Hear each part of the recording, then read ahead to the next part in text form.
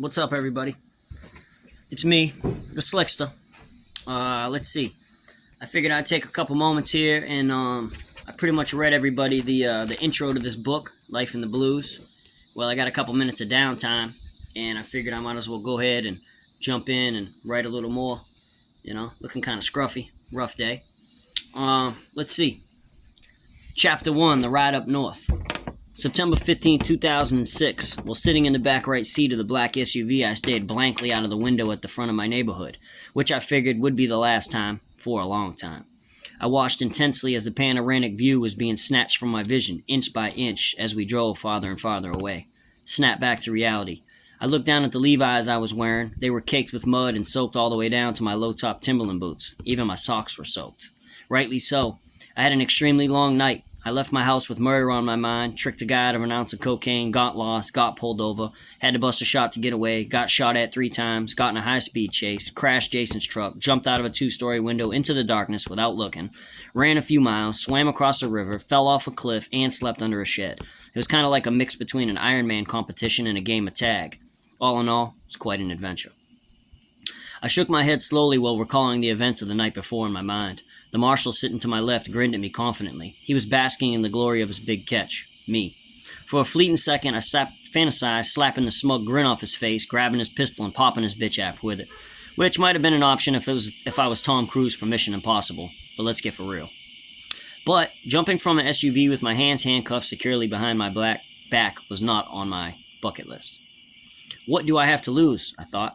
I sat in defeat until the marshal riding shotgun with his Mossberg pump shotgun turned and said, "You didn't really think you were going to get away, did you?"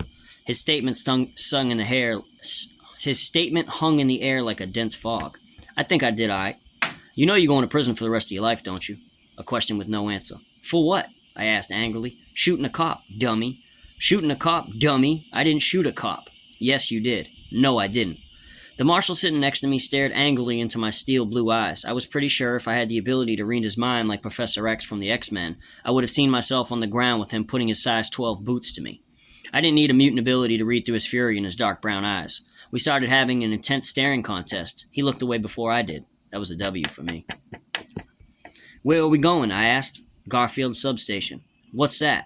A police station. I nodded, but no one noticed. The marshal riding shotgun turned on his radio. I laid back and tried my best to relax my heartbeat. My anxiety was eating me alive. About 45 minutes later, we pulled into a parking lot. It was jam-packed with police cars. There was a little 3-story building in the center. The driver got on his radio. We're here. The marshal sitting next to me got out first. He walked around the back of the SUV and opened my door. They formed a Mighty Ducks triangle around me and led me towards the building. For a split second, I felt like that dude Garland Green from the Con Air movie. When we got inside, all eyes were on me like Tupac. A bunch of people stood up and someone actually started a slow clap like they did in the movies. The marshals all had their chest poked out like they were about to take a picture with a 2,000-pound marlin. Well, I guess this is like to be famous. Well, infamous. They walked me down the aisle for everyone to see, and they led me to a long hall. About halfway down the hall, we stopped at a door. They opened it, sat me down behind a long gray desk. The driver said, "Sit there until the investigators show up. They can't wait to talk to you." My throat felt like 80 grit sandpaper when I swallowed. "Can I get a drink, man?" They all scoffed and laughed. "No," in unison. The door slammed behind them. I sat in silence until my anxiety got the best of me. I needed something to focus on. I was losing my mind slowly.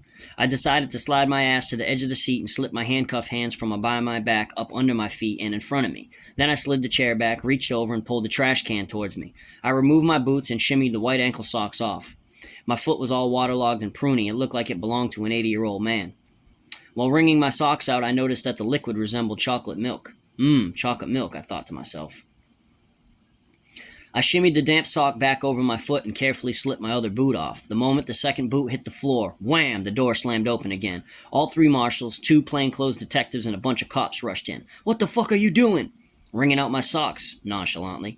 A couple cops snickered, but the VIPs were not happy. A red-haired cop wearing glasses, whom could have been the identical twin to the DEA agent that had raided my house up in Massachusetts, made a football move towards me. In a flash, I returned my handcuffed hands up behind my back, like a magic show. He put his stubby Vienna sausage finger in my face and said, "Don't do that again." Everyone left the room except for the 2 plainclothes detectives. They sat down on the other side of the desk and introduced themselves. "I'm Detective Sallows." I'm Detective Masters. We're here to interview you. Interview? Don't you mean interrogate? They nodded like a couple of poorly dressed bobbleheads. What happened last night, Rich? I started blinking like a Christmas tree. I could always tell that by him calling me Rich that the good cop, bad cop routine had already began. I knew for a fact that I needed a lawyer present for questioning, but I had a plan. My plan was to tell the truth, but add that I was robbed. You know, make the robbie the robber. Chapter 2. What do you think? After the interrogation, the marshals escorted me back to the SUV. While being rushed towards it, I asked, where are we going now? Jail, in three-part harmony. They were really good at syncing up, I realized. I guessed I'm just another day at the office for these guys. While driving, I tried my best to enjoy the scenery, but I was too busy grinding all the enamel off of my back teeth to notice. My anxiety was through the roof. I needed a cigarette bad. About 20 minutes later, we pulled off the main road and into the parking lot between two buildings. The one on the left was wider, and the sign said Prince William County Court. The one on the right was taller, and the sign said Prince William County Manassas Regional Adult Detention Center, PWC for short. We pulled behind the jail, and then the dark gray garage door opened. It must have had some kind of motion sensor on it, because as soon as the nose of the SUV got close, it opened right up. The driver pulled into the sally port and parked. I looked over my shoulder at Freedom for what would be the last time for a very long time. The sally port was about 40 feet long and 20 feet wide, and with the door leading into the building on the left side. There was two signs above the entrance. One said intake, and the other said something about storing firearms. They took me inside, even though I wasn't resistant. The intake jail section of the jail had a desk spanning the entire back wall. There was a big old country-fed white man behind the desk. If he wasn't 6'6" and 300 pounds, then my name ain't Slick Rick. He said name and social.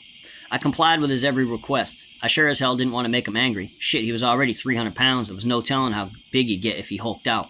Plus, I'm pretty sure that he ate my body weight in food every day just to survive. When the giant was done with his line of questioning, he looked at the driver and said, take these, while lobbing him a pair of handcuffs. The marshal got his hands up only a millisecond before them hitting in his face. Handcuff him to that bench, he pointed. The driver complied too. He didn't want any smoke. He was asking him. He wasn't telling him. Soon thereafter, the marshals left, and I never saw them again. I sat in the same spot until the giant came from out behind the desk about an hour later. He uncuffed me, handed me a brown paper bag, and motioned with his catcher mitt hand for me to follow. It was the first time in hours that I wasn't handcuffed. I began the painful and tedious task of gently massaging the bunched up skin on my wrists, trying to get it to flatten out. While following him, I peeked into the bag. I discovered a peanut butter and jelly sandwich, and an apple juice, and a sandwich bag full of baby carrots. He led me across the room to the door, and when we arrived, he knocked on the window. The window opened up, and an old man appeared. The old man looked just like George Costanza from Seinfeld. He was in his 60s. I'm the magistrate. I shrugged. What does that mean? I asked genuinely. He shook his head in annoyance because I didn't know what a magistrate was. It means that I'm the guy that decides if you get a bond or not. All I heard was, or not. So I decided it best for me to just stay silent before I said something I'd probably regret later. Why do you think I should grant you bail? He asked. My mind started racing to the finish line for the answer that I thought he might want to hear. I got a house, a dog, all my monthly bills are already in the mail. He grinned mischievously. This is just a formality. You didn't really think I was going to give you a bond, did you? He laughed out loud like a supervillain. I shrugged. Honestly, I have no idea how this whole thing works. It's all new to me, but if you get me a bond, I will get out of here. He snickered. It was obvious he was playing with me. Do you know what you're being charged with? I shrugged. Nobody told you?